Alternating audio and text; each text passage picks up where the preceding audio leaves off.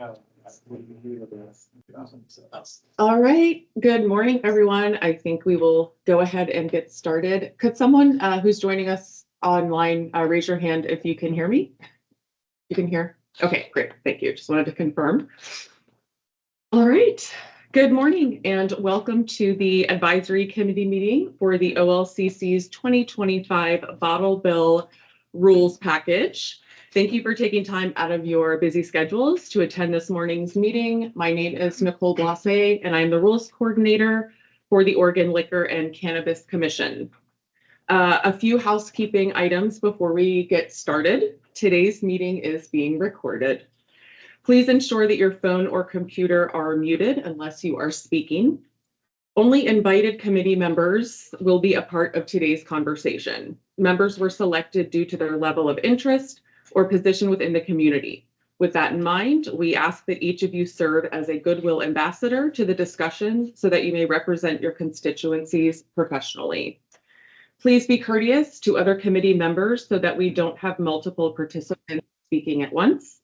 You may use the raise hand function in Teams, or if you are calling in, please interject when appropriate and we will call on you in order. Committee members, please state your first and last name and affiliation when you are making a comment for the record. All right, we will go ahead and get started. Today is Thursday, August 14th at approximately 9:04 a.m. Many of you are familiar with the rulemaking process, but for those of you who have not yet had the opportunity, or for those listening in, I will begin by saying a few words about rulemaking and the purpose of advisory committee meetings. The purpose of an advisory committee is to increase the public's involvement in the drafting and development of administrative rules. The Oregon Legislature, through its enactment of the Administrative Procedures Act, stresses the critical importance of the public's participation in policy development. Advisory committees are an excellent way to solicit input from internal and external stakeholders who are likely to be impacted by the development or amendment of agency policy and rule. Advisory committee invitees may include licensees, permittees, industry representatives, OLCC staff, members of law enforcement, local government, the public, small businesses, and other interested stakeholders. The purpose of having all of the members on this committee today is to hear from different parts of the industry and public health and safety partners. The Commission strives to hear from all interested parties. Our role today will be to explain the background and context of these rules and the changes that are being proposed in this package. We will provide facilitation to ensure that all committee members can provide input today. Under Oregon's public meeting law, this meeting is open to the public, and members of the public are free to observe our discussion but may not offer comment. Non-committee members will be able to submit comment during the public hearing and public comment period. The agency will record this advisory committee meeting and will produce and circulate a record of our discussions. During this morning's meeting, we are seeking your input on the proposed amendments to the 2025 bottle bill. Senate Bill 992, passed in 2025, directs the OLCC to develop rules for and to approve qualifying applications to provide alternative access redemption centers that provide bottle redemption access to individuals who return bottles on a daily or near daily basis. These redemption centers may not refuse to pay the refund value of less than 350 beverage containers by any one person during one day and provide hand counting of up to 50 beverage containers for one person in one day. Senate Bill 992 requires the OLCC to establish alternative access and low impact convenience zones and adjust hours of operation of bottle redemption services in various zones. Senate Bill 992 allows wineries to limit container returns to the kind, brand, and size sold by the dealer. And just for everyone's reference, we are currently still under the temporary administrative order, which is in place until December 1st of 2025. We will now move on to introductions. I will introduce any OLCC staff that are attending, and then calling on our RAC members to introduce yourselves.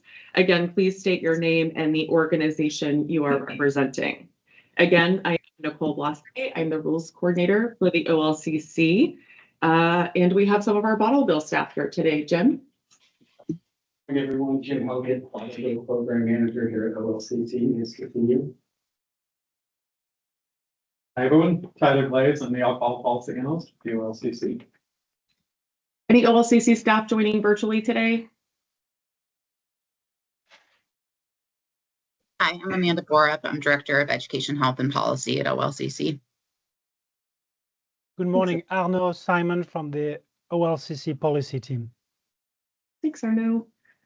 Good morning, Andy Jurek, Director of Compliance, OLCC. Thanks, Andy. All right, I'll start with the RAC members. Devin Morales. Oh, hi, everyone. Deb Morales. I'm Vice President of External Affairs for the Oregon Beverage Recycling Cooperative.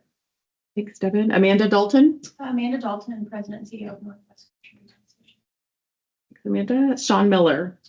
Hi, Sean Miller, the lobbyist for the Northwest Grocery Retail. Kelly Luzania. Hi, I'm Kelly Luzania. I'm an attorney at Davis Ray Committee. Danelle Romaine. Good morning, Danelle Romaine with the Oregon Beer and Wine Distributors Association. Thank you, Danelle. Hasina Wittenberg. Hi, Hasina Wittenberg, Executive Director, Oregon Beverage Association. Thank you, Hasina. Jonathan Polanski. Hi, John Ponte, Private Entry. Thank you. Steve Gibbs. Hello, Steve Gibbs, VP of Government Affairs for Columbia Distributing. Thanks, Steve. Christopher Friend. Good morning, Christopher Friend, Government Affairs Director for Swire Coca-Cola. Thank you, Christopher. Rebecca Richardson. Great. Stephen Harrison.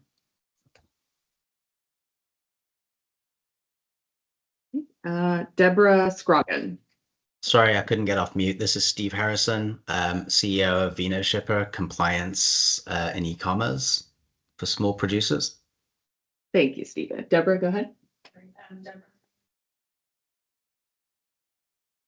Thank you, Deborah. Christopher Brown. Christopher Brown. I'm with Ground Score Association, and I'm the operational manager of the People's Depot. Thank you, Christopher. And Aaron Moore. Great. Just as an FYI. Hi, sorry. Aaron Moore. Can you hear me? Aaron Moore, business manager for Fort George Brewery and Distribution. Okay, thanks, Aaron. Just for those in the room, this is the speaker for the entire room, so I don't need you to scream, but do keep that in mind. Thank you, everyone, for joining. I am going to turn things over to Jim, and he's going to give a more detailed background of what we're going to be discussing today, and then we will get into the proposed language. For those that are joining us virtually, the meeting materials that were distributed, if you want to reference the draft proposed language, that will keep everybody in line and discussing the same thing. So thank you, and Jim, turn it over to you. Thank you, Nicole. So I just wanted to begin with a summary of why we're meeting today. In the 2025 legislative session, there were 8 bills introduced relating to bottle bill. Senate Bill 992 brought pieces of some of those bills together into one omnibus bill. The bill was discussed and testimony was provided from stakeholders throughout the legislative process. 992 was passed by the Senate and House and was signed into law on June 3rd, 2025. OLCC quickly passed temporary rules on June 5th, 2025 as a framework to implement the changes of 992. Part of the temporary rule process is for this advisory committee to meet and discuss the rule language. Some of the components of 992 were effective on passage, and others are phased in based on dates outlined in the bill. Some of the main components of 992 is that it allows City of Portland to establish alternative access redemption centers, allows for low impact convenience zones, which means collapsing 2 zones into one where there's limited impact. It allows City of Portland DRC, or Dealer Redemption Center, which is kind of that building on the outside of the store where you can drop bags, to limit to accepting bags only, and allows convenience stores located near an alternative access redemption center to limit returns from 8 a.m. to 6 p.m. And also it reduces the daily limit from 50 to 24 for those smaller stores. It requires notifying the senator and representative during the application for an RC redemption center and requires public comment and allows for industrial zoning. It changes the hours statewide for return requirements from all hours to 8 a.m. to 8 p.m. And this is a good example of a statutory change, and we're here for rulemaking today. So this is an example of something that we could not take rulemaking action to change because we cannot override what's in the statute. And it also sets return guidance for wineries, and that's resulting from Senate Bill 1520, which is another bill that's part of this rulemaking package. And I'll touch briefly on that. 1520 was passed in 2022. And we've been through one rulemaking cycle on that, and this is the last piece that wasn't addressed in the first rulemaking, and that is wine in a can became a redeemable container in Oregon on July 1, 2025. And so there's a couple rules inside this package that help us to get that off the ground and implemented. So next I'll discuss, there's 10 rules that are either amended or added. And these are all in chapter 845, division 20. So as we go through the 10, I'll reference them by the last 4 of the Oregon Administrative Rule.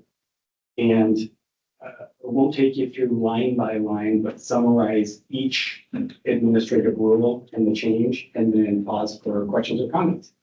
And we will start with 0005, and that is the definitions. And OLCC defined alternative access redemption center. Also defined can, and then added sake to the wine definition. And I will pause there for questions or comments. Deborah Morales, OBRC. Just a couple of comments on some of the definitions. So the alternative access redemption center definition, the statutory language calls out a couple of components that would be great to include in the definition itself, which is that the center would be operated by a nonprofit organization. And then it's sponsored by a distributor cooperative. And right after the word facility, that might be a good place to insert that language. So that's one of our comments. Perfect, thank you. Okay. And then I have a comment on another definition, which is can. Okay. Okay. So I think the objective here with this definition is that it's really about the material type and maybe less so about the shape of the container. And so our recommendation or request is that we would remove the word cylindrical. Okay. And then all text after the word container for the first word container. So it's just can means a metal container. Okay. And then you have the size limitations elsewhere.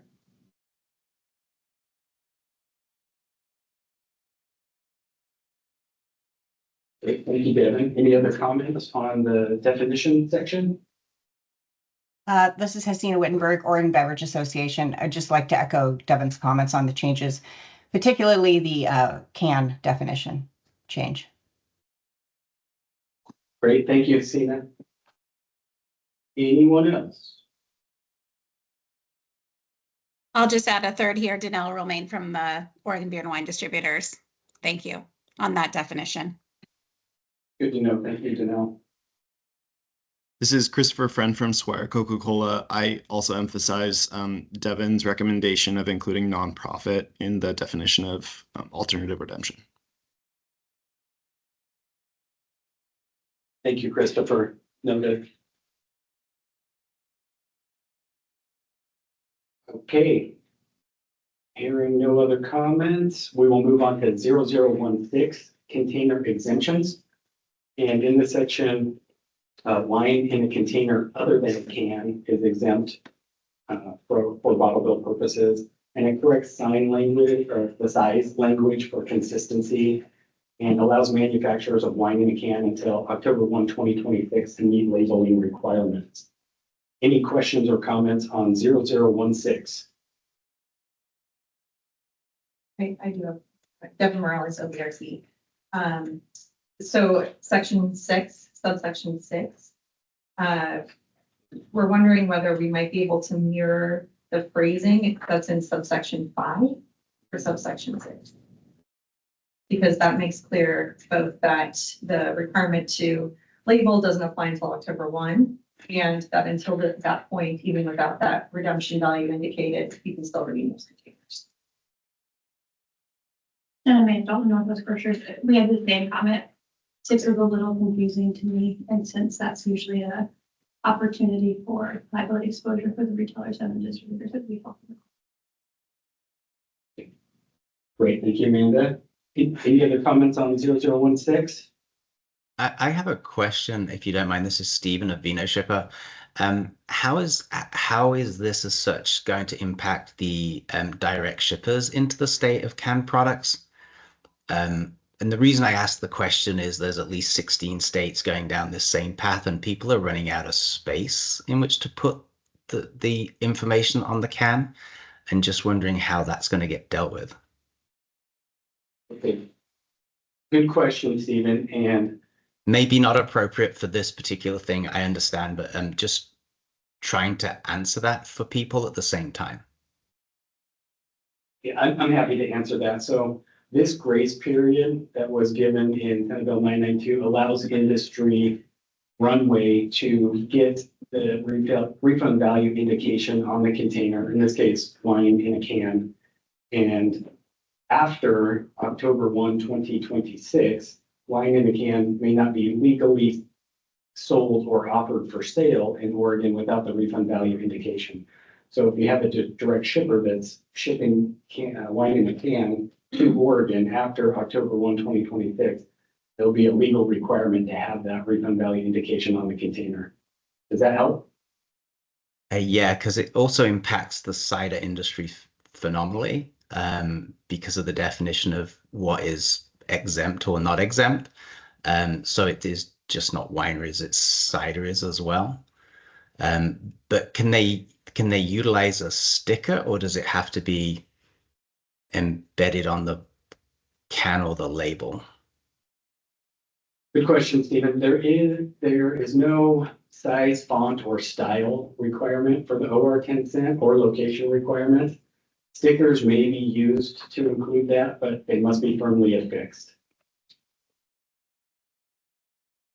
Thank you.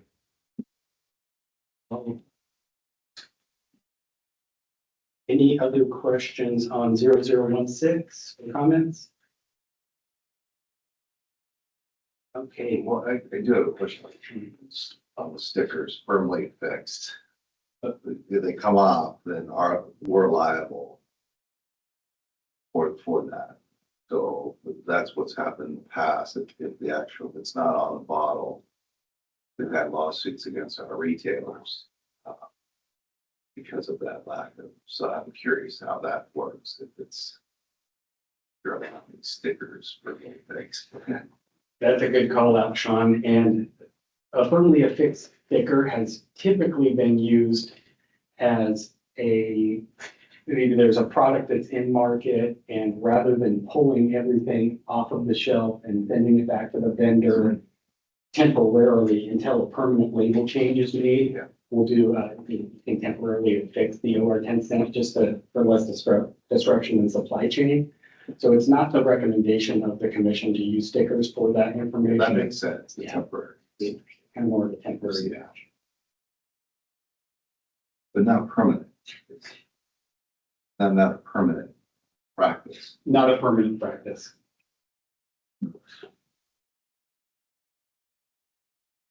Okay, moving on to 0020, full service redemption centers. This change allows for industrial zoning for full service redemption centers. It requires notifying the senator and representative, and requires an applicant plan for community engagement. Any questions or comments on 0020?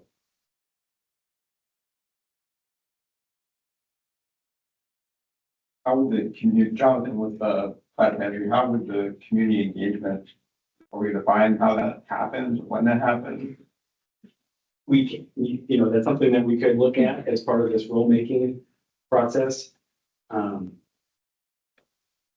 could give it to OBR, Devin. Yep. So the statutory language requires that we share our plan for community engagement with the legislators.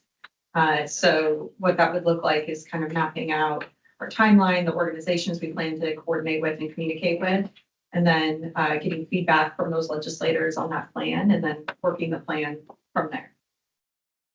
So as of when would, if the center decided everything's hunky-dory, would there still be a pathway where the public would have engagement no matter what, even if they decided?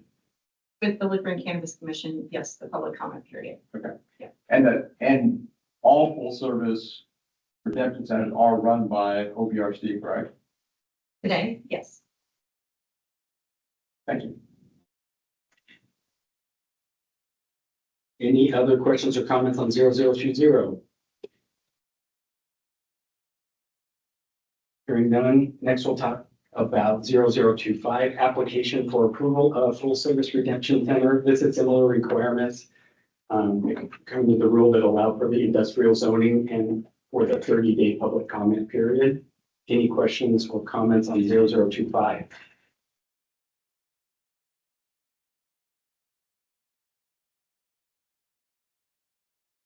Hearing none, 0027 dealer redemption centers.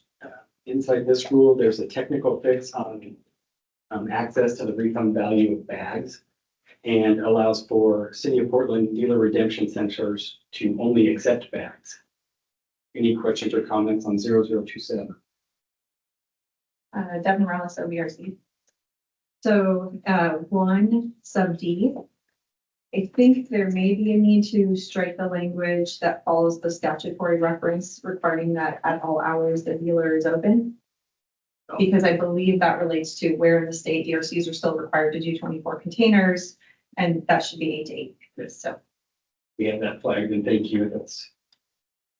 That needs change.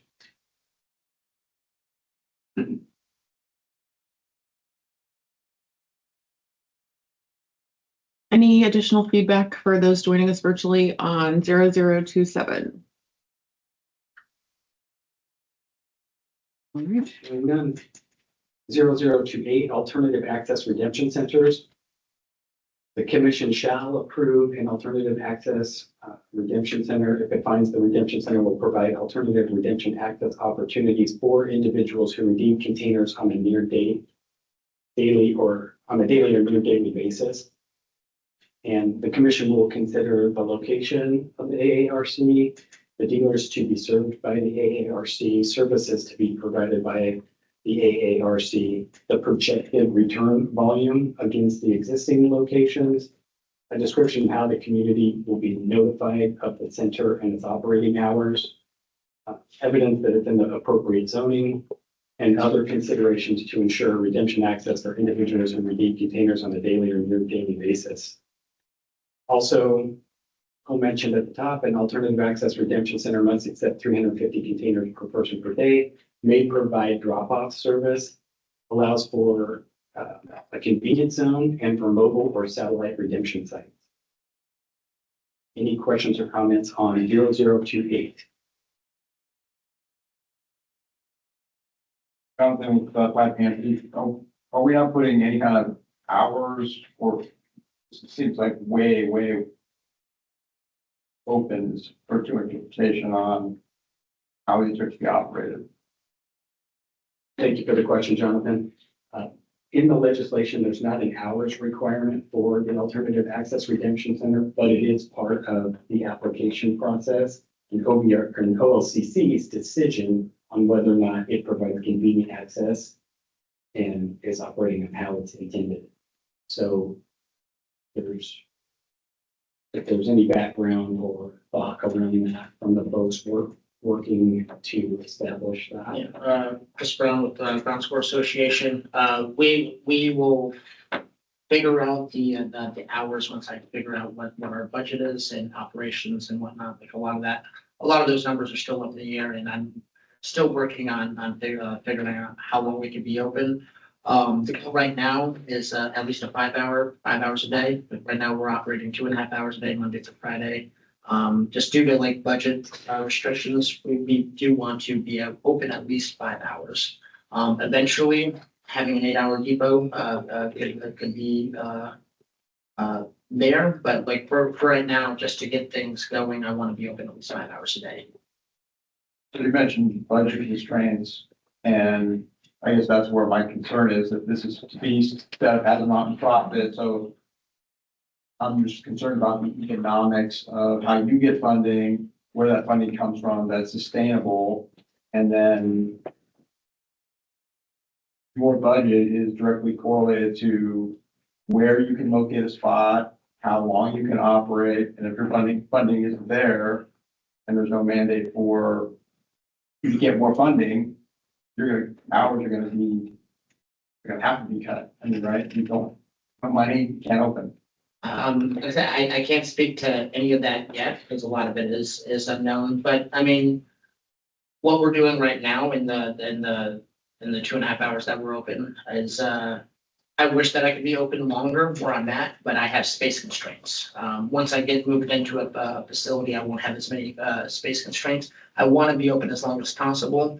At the same time, there's still a lot of unknowns. As October 1st comes closer, like I'll have more information on how long we can be open and whatnot. I do have a rudimentary business plan for when we do move in. But we still haven't even identified a location yet. So like there's a lot of factors that we're still trying to figure out. And Anna Dalton at the Northwest Grocers, in terms of the purpose that we're here today to talk about the rules and interpreting the legislative act, the legislative intent behind an alternative access redemption center was intentionally different than a full service redemption center. So the fact that there are not hour restrictions was an intentional decision by the legislature, and frankly, how we crafted this. Because it is different and it does serve a different population than a traditional full service redemption center. So I appreciate that the rules reflect largely the legislative discussion that happened around that and reflect the fact that we're building something different that will look and feel different in the community. But I'll also comment, Sean Miller, Express Retail Association, on the financial piece of this. It is going to be similar than the model of redemption centers, where you identify a redemption center area. The retailers, our retailers in that area, basically agree to fund, come up with that budget, right? And that's kind of the exchange of the retailer relief. So it'll model that similar. And again, it's not all finalized because you have to find a location. You got to know the number of retailers in that zone, but then their financial, working with OBRC will come from our retailers. We'll have half and half. Yeah. I understand that, Yeah. but without having some type of here's a need state that has to happen, and we have to build to that spot. Again, conspiracy theory, no one wants to pitch in, and we decide that it's gonna remain at 2 hours instead of going to 5 hours. Right, That so impacts me. I would say a couple things. One, the shape of that zone or the size of that zone is going to be based on the capacity of the center to meet the need based on volume data. And the other piece I would say is that if the center fails to meet the criteria in statute and rule and the order, then the approval would be subject to revocation. So if we're not satisfying that criteria, then there's action that can be taken. What is the criteria? I mean, there's no criteria of how long it's open, and there is no criteria to meet. Right. Well, go ahead. No, sorry. I mean, I think that's, if there's a lack of ability to take the volume, then based on hours of operation, based on the ability to meet need and demand, then it will fail to satisfy those criteria. So the hours and the size in terms of number of containers that the center is anticipating managing is going to tie in very closely to whether this is providing a convenient service to daily and near daily redeemers. Does that make sense? It does, but it's chicken and the egg, I guess, is the way. I mean, right now, you're wanting to build something that is gonna absorb 9 million containers. I think you're at capacity right now. You just said you're at capacity based on the hours and the location you're at. So we gotta find a new home for you, and we gotta expand it in order to absorb all this volume that we're saying is gonna go to you, but we're not. I mean, the point of this is that within that convenience zone, I'm guaranteed that the grocers are, which like they're not providing funding for us just yet. That's why this is all happening. But with those convenience zones, I have guaranteed income to and to expand hours and whatnot. And we do have a pretty strong coalition among us to ensure that we're meeting the needs of not just people who collect bottles and cans, but to the public in general around that area. So I mean, this is brand new. Like what we're doing right now, like I had no idea that we would be so busy or operate as much. I mean, we're collecting 10 million containers under a bridge in 2.5 hours a day. And I mean, that's still double than what the downtown corridor is doing altogether, you know? So the need and the demand is there. And I think everyone will, you can make this run as smooth as possible. It has taken a village for us to get this far, you know? But we have everyone's best interest at heart because I want to run a very efficient depot. And I might not need 8 hours to run a full depot. As it shows right now, I only need a couple hours a day to maintain the demand of the entire downtown corridor and part of the Central East Side. According to my calculations, I should only need 5 hours a day to meet the increased demand. Because right now we're doing about 9.5 million. Target goal was to get to 20 million containers per year that we can redeem. And I'm like 95% confident that I can do that within 5-hour constraints that I'm giving myself right now. Chris, what would be those hours or of the 5 hours? What are you thinking of? In my experience, it's best to run mid-morning to early afternoon, so it'll be 9 a.m. to about 2 p.m. as is target goal. And just within those hours, there's less people are more. It's just that I feel much better about running a mid-morning to mid-afternoon operation than anything else.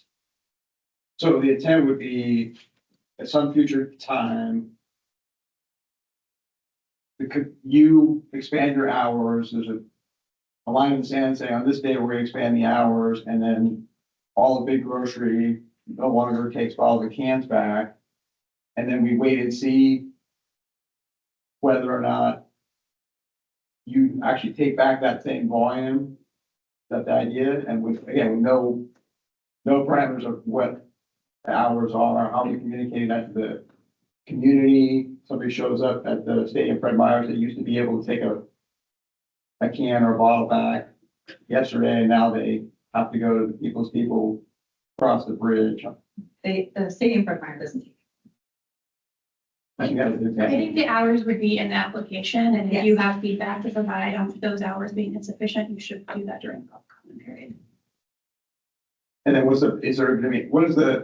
what is the back channel testing from OLCC standpoint on whether something is being effective or needs to be tweaked? I mean, that's a good question. And we do, and OBRC has very good data when these redemption center opens and what happens to the stores in those areas. And Devin, I don't know if you brought it today, but there may be some data that OBRC has. For example, OBRC recently opened Coos Bay and McMinnville redemption centers. So there's probably some data around what happened to the smaller stores in those markets. Did they absorb more returns, or did they absorb less because more folks are going to the center? So that data may not be with us today, but that's something we could provide. Yeah, we have done analyses like that. Particularly of the ones that have opened most recently, where we look at what happens to the small format store volumes when you put in a redemption center. McMinnville is one of those, and I think we have it in our expansion report, the 24-25 expansion report, where we actually did see a significant reduction in the volume going back to C stores in the outer zone. So, every community is different, but we do look at that absolutely in terms of trying to understand what the impact is of putting in a center. But the benefit too, in this alternative access center for small format stores, is you've got the reduced hours of 8 to 6, and then you have that 24 container limit per person. So those are additional tools for managing volumes. right, and that's great. And I'm willing to take a risk here and go with it. My fear is that it doesn't go as everybody plans, and then there's no feedback loop or way to make adjustments. And the proof source in that is that I have 2 stores that for years have taken back an incredible volume, and I've raised my hand a lot of times.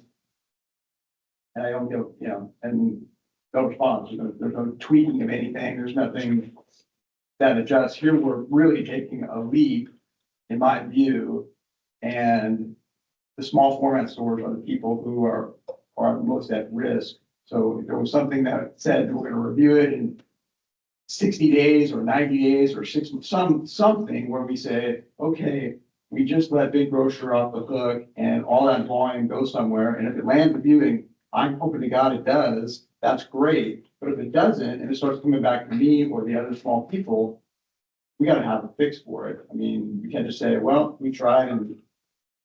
Chris, with the Ground Store Association, I feel like the grocery store volume has already landed on me. Like, and it's just been going for the last couple of years now. I'm like, really all stores around me have, a lot of the redemption has come to me because we're the only meaningful place to get to return your cans. Literally anywhere within a 3-mile area of the downtown corridor, you can only get maybe $5. You have to go from place to place to place to get $5. It takes a lot of time. So a lot of people that I do serve, they've adapted to my hours.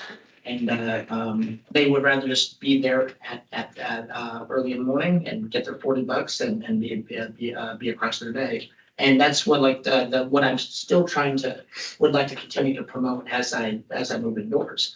When we do move indoors, I can absorb more grocery store can rooms around me. I would rather have them come to us than go anywhere else. Like that is the idea. No, I get that, but the whole time that you've been open, I've had 2 stores that have been hammered for years. And so what you're saying is maybe true for areas around your location. What I'm saying is during that whole period of time, I have stores that are getting pounded, and I'm concerned they're going to get even more pounded when this other volume needs to find a new home, and it's too far away physically because a lot of people can't physically get to your location. It's too far away. It's going to be a pretty sizable zone. So Amanda Dalton, have the Northwest Grocers. I think it's important for the convenience stores, and Mr. Blitzky, we've heard your concerns about this before, but I think it's important to realize the difference between today and once this alternative access circle is drawn is convenience stores within this zone go down to 24 cans a day. And you go from 8 a.m. to 8 p.m. to 8 a.m. to 6 p.m. So you may not have to accept that benefit and you may not think it's real, but the law gives you that benefit. So if there's an enforcement problem, that's a completely different conversation than what we're having today. And I know that OLCC has already done several things to address downtown enforcement. But if your stores aren't denying 25 cans or 26 cans after this alternative access site goes in, I don't know what else we can do. Because the law gives you those tools. So you may think big grocers just get all the benefit in this, but that's not accurate. There's a ton of benefit for convenience stores in this alternative access redemption center. You just have to take advantage of them and encourage OLCC to enforce them. We have been trying to take advantage of that for years. But you don't have it today. I'm telling you, this is brand new. It starts once the application's approved. Those are new benefits, down to 24 and down to 6 p.m. That's massive compared to where you've been up to midnight and clock. Well, you may think it's massive, but it's not as massive as we've already gone from 24/7 to 8 to 8. I have data that shows that yes, the stores are doing less volume, but they're still very high volumes. And so an extra 2 hours isn't going to be, again, I hope you're right. I hope it is. And I hope the extra 24, taking it to 24 does make even more of an impact. I guess my question or concern or ask would be that we have some type of feedback loop that says, let's just not cut bait and do it without some type of a review process, especially when we have 0 hard hours of operation, location, everything is totally subjective at this point. So we're just throwing a dart and crossing our fingers that it works. And I hope I don't think that's accurate. I don't think that the OLCC application is accurate. What hours do I hear? Taking the hour of the application, Yeah. which is the way that full service redemption centers are handled as well. It's in the application and then it's in the order approving the center, which is the same as it would be in this case. So. Okay. I didn't introduce myself. I was in email, Rich Evans, Director of Public Safety, which has the bottom of it. what I don't want to have happen is us to get into discussions. I think Jonathan's point is we'll put it in our notes, we'll put it in the record, we'll definitely consider that. But debating that any further probably is gonna run our time away. So I appreciate it. I'm not trying to pick sides, but I have met with Jonathan. I understand his concerns from other conversations, and I'll make sure our team considers what you're saying. And I appreciate that. That's very. Before the end of that, I would like to chime in. I'm Rebecca Richardson, and I have 10 convenience stores in the Southern Oregon area. And I would absolutely echo what Jonathan is saying, that we have switched to 8 to 8, and we are seeing an influx of bottles and cans coming into our zone during that time. So it's the same amount, but it's just during that time. So our people are much more inundated during that time frame. So he has valid concerns with this change. Could you share the affiliation, the store affiliation? K&H Enterprises. Yeah. It's hard to hear. I'm sorry. K and S? K&H. K&H. Thank you. And I will add, Private Advice Alcohol Policy Analyst for the OLCC. You know, one of the benefits, Jonathan and Rebecca, to doing this process is bringing people together and having them express, you know, questions or concerns about the rule language. I mean, this rule language is based on the statute, but a lot of it's kind of full cloth. I mean, we're trying to take what the legislature has told us to do, extrapolate it into rules, and you know, we're more than willing to take a look at any language that you're proposing for guardrails on these proposals. I mean, within obviously what the legislature told us we can do. You know, that's why we have folks here proposing language that we'll consider as well. So I think that's the nice part, is bringing folks together, and you know, when they have concerns, we can go back to them and say, okay, well, how would you like to change it? What would you like to see in these rule packages? And this is not the only point to do this. You know, that's going to continue throughout the rule process. Okay. Thank you all for the feedback. Moving on to 0029, which. From a different perspective, Deborah Starman, member of the public. I'm wondering if this is somewhere else, if you let me know, but in terms of approving the sites, are neighborhood agreements envisioned, or have they been considered as a part of the process? Thank you for the question. Yes, it is part of the process, and we are going to talk about that next in the application for approval. And it's also called out in the application for approval for a full service redemption center. And that was a change to require the community engagement plan. And so that's a great question. It was in 992 and in there as a requirement along the lines of notifying the senator and representative, and the zoning clarification that was part of the bill. In 0029, the application for approval of an alternative access redemption center required that we have the name and address of the nonprofit, name and address of the sponsoring distributor cooperative, dealers to be served by the redemption center, dealers that elect to not participate, and that if they don't participate, they'll have the obligation to provide equivalent services. And unless there's a container threshold attached to that, but it requires the days and hours of operation to be submitted in the application, evidence of the appropriate zoning, how customers will be notified of the change, and a 30-day public comment period. So a lot of the dialogue here was similar to the previous rule we discussed, but any further discussion on 0029. This, Jonathan, with Plant Pantry, the first sentence is any person desiring, should that be a non-profit? Yep. It should be. We have that flagged. Good call out, Jonathan. Thank you. Any other discussion? Yeah, I think Devin Morales of OBRC related to that point, just being very crystal clear that this is, you know, for a nonprofit organization operating in a city of population greater than 500,000, right? And then that you do have that sponsoring distributor as well. Yeah, making it clear as much as we can. Good call out. Thank you. Any other discussion?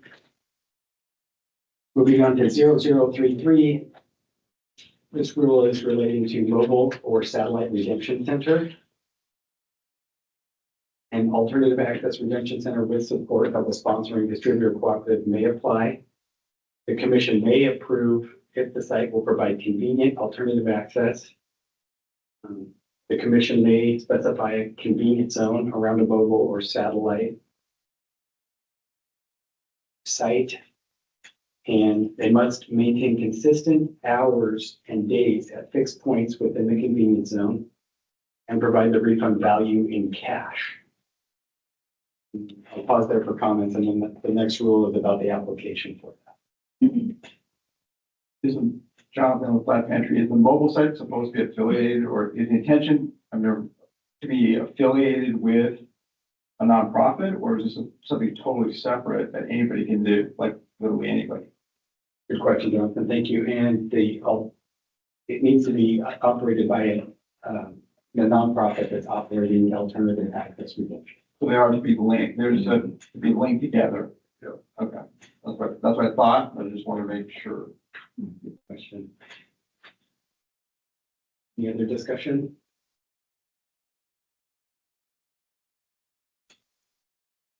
Okay, I'll move along to the application for a mobile or satellite redemption site 0034. Application requires name and address of the nonprofit and sponsoring distributor cooperative, lists the dealers that will be served and not served, and provide the written proposal of the convenience zone.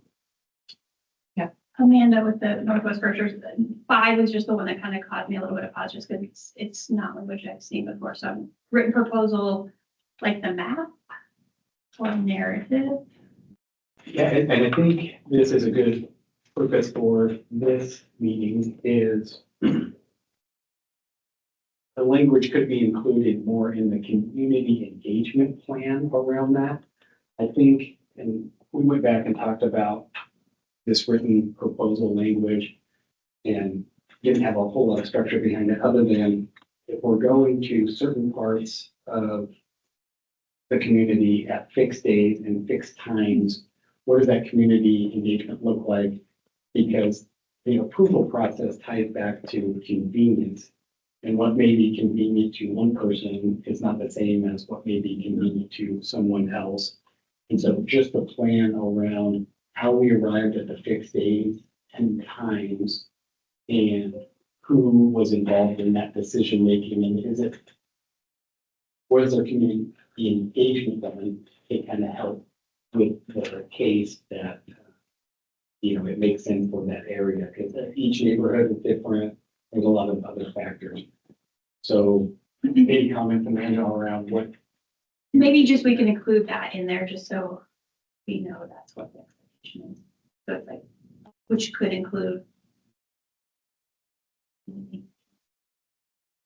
Yeah, this raises a question for me.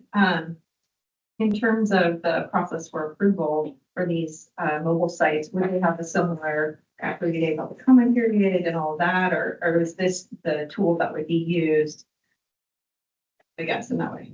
I think those are good. It's not distinctly called out in statute for this one, but it's been part of our process for any other approvals that we've done. Sure. I think we can go back and look at the language, move some around, and then add in more clarity to the group. I'll agree with what is doing. And I think also on the same section, just adding in a requirement that the application include the, identify consistent hours, service hours and days of operation at fixed points within the zone.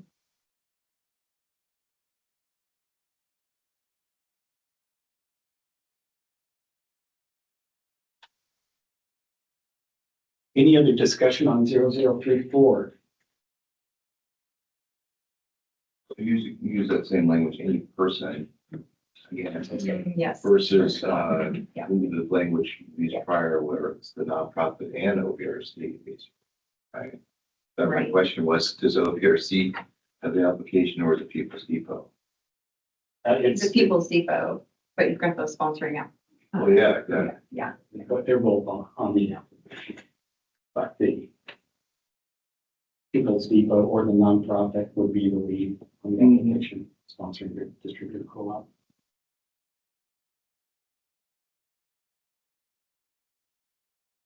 And then the last rule is 0035, when dealers are required to accept containers. And basically in this rule, we took out the return limits from our rule because they're clearly identified in the statute. We feel like that there was a need for that in the rule. The technical cleanup. Any discussion?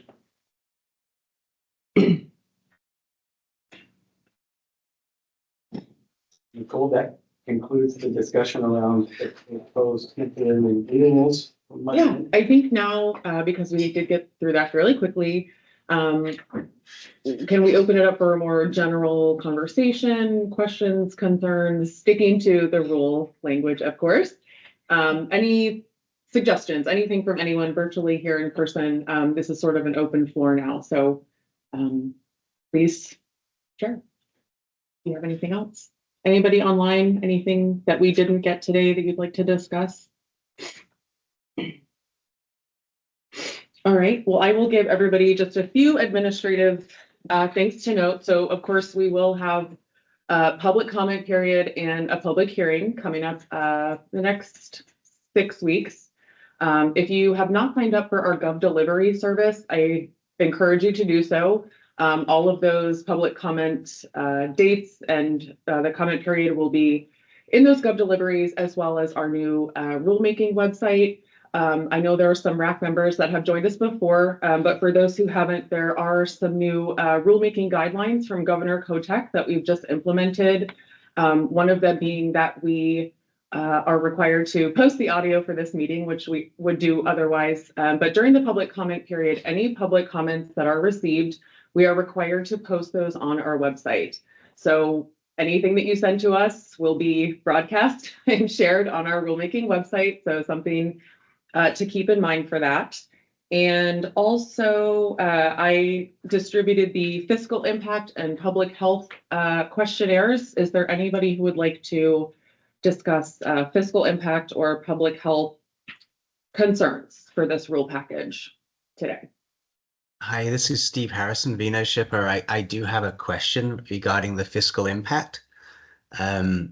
Again, as a company that manages direct shipping for many thousands of producers around the country, and of course, many shipping into Oregon there. So we actually ran the theoretical payments to the state by these out-of-state shippers. We have a pool of about 145 producers. And in terms of the fiscal impact and the inconvenience to those businesses, so the average amount that would be paid to the OLCC annually would be $14.50, with the median being $2, total about $2,000 a year. The amount of work and reporting, et cetera, would be pretty extreme, both on the producer side and of course on the OLCC side. Is there any sort of thought or discussion about minimum requirements or minimum dollar amounts to make this implemented? Thank you, Stephen. I can answer that. So businesses that sell redeemable containers in Oregon are required to take 2 action annually.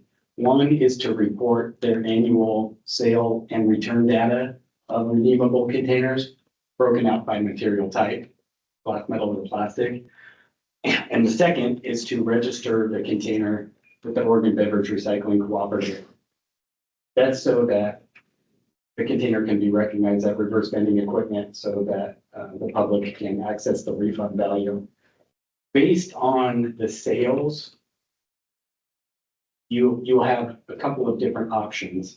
And this ties back to Senate Bill 1520, which was 2022. And so depending on if you're 0 to 15,000 units of sales, 15,000 to 500,000 or over 500,000, there's tiered requirements. But for the lower tiers, option 1 would be to pay an annual fee to OLCC or join a distributor cooperative, in this case, the Oregon Beverage Recycling Cooperative. Well, if you join the cooperative, they take over the reporting requirements to the state on your behalf. and they take over the collection efforts on behalf of the business. So there is a little bit of misconception from time to time. OLCC has a responsibility to administer the laws that are set by the legislature around bottle bill. And the Oregon Beverage Recycling Cooperative is a private, not-for-profit distributor cooperative that handles the day-to-day stewardship obligations alongside retailers. And so by joining the cooperative, they're handling a lot of those stewardship obligations for you. And if you're looking for a fiscal impact, sometimes we'll have a direct shipper that sells a very nominal amount of product into the state, 5 or 10 containers, 20 containers. But if you're talking about putting a threshold in for an extremely low volume, that would be something that could potentially be looked at. Let Devin comment. Yeah, Stephen, is it Stephen? Yes. Hi, Stephen. I think if you have questions about kind of the process for collecting deposits from those who are shipping wine and cans into the state and kind of what that looks like in terms of the difference between where OLCC comes in versus ODRC, I'd be happy to connect you with our member services team and they can answer any questions that you have about that. And that might help you, I guess, guide your clients. Yeah, that would be great if you could, because we manage it in Maine and we manage it in California and other states for our clients, and just trying to figure out an efficient way to do it for them. So like in California, we consolidate and report for about 1,200 producers. We actually collect it and remit it to the state, like a marketplace facilitator for sales tax. And so we're just trying to figure out how we're going to manage this for these small clients that are doing direct shipping into your state. Got it. Thank you. Tim, can you connect us? Thank you.